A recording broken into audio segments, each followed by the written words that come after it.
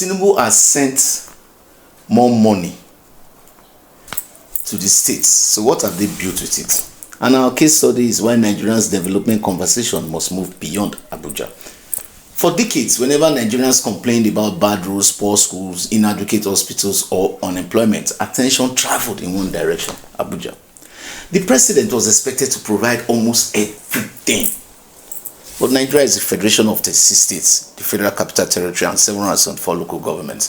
So the question should no longer be, what is President Tinubu doing? It should also be, what are the governors and local government chairmen doing with the increased resources available to them?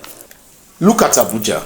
New and rehabilitated roads, bridges and flyovers, street lights, water and transport and infrastructure, public facilities. The Federal Capital Territory is improving because resources, planning and project execution are being combined deliberately.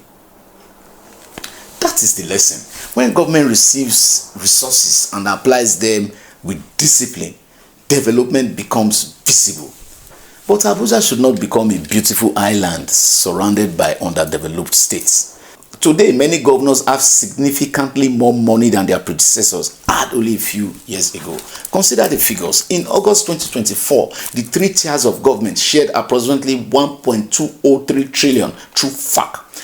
By March 2026, monthly distributable revenue had risen to approximately 2.036 trillion.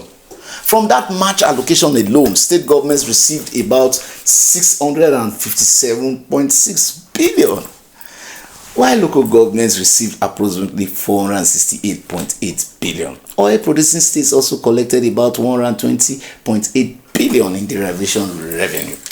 Between July 2024 and June 2025, states received approximately 6.17 trillion, excluding derivation. In the following 12 months, that figure rose to approximately 8.34 trillion.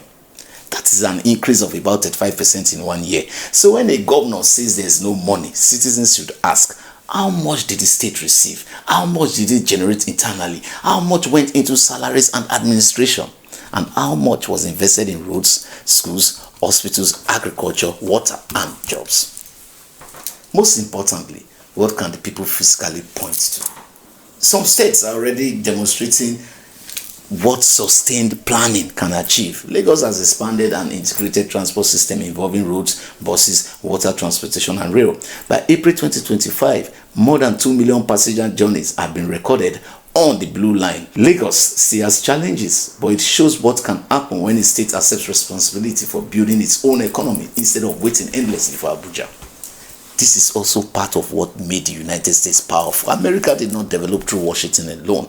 California built technology. Texas developed energy and industry. New York built finance. Florida expanded tourism and logistics. American states compete for businesses, investment, talent, and jobs. Nigeria needs that same competition. Governors should compete over who has the best schools, safest communities, strongest hospitals, most productive farms, and fastest growing economy. President Tinubu's administration has also introduced national programs providing direct social and economic support. These include the Nigerian Education Loan Fund, the Presidential Compressed National Gas Initiative, the Nigerian Consumer Credit Corporation, business grants, cash transfers, and agricultural interventions. These programs have not solved every national problem, but they show a federal government introducing new support systems while also transferring more resources to states and councils. The states must now match that seriousness. And this brings us to the most uncomfortable question. Are the local governments truly working?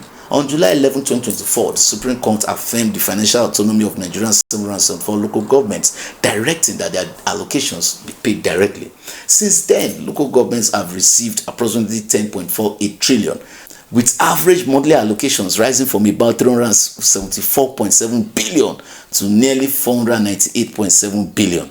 Imagine what that should mean for ordinary Nigerians. Better community roads, primary health care, markets, drainage, water supply, street lighting, waste management. These are the responsibilities of local governments. Yet, implementation remains uneven. In many states, councils are still reportedly operating under joint accounts or depending on state governments to access their funds. President Tinubu deserves credit for backing local government autonomy. But autonomy must move beyond the courtroom into our communities.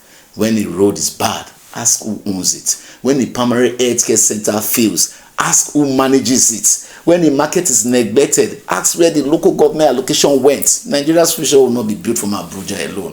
It will be built when every state and every local government turns public funds into visible development.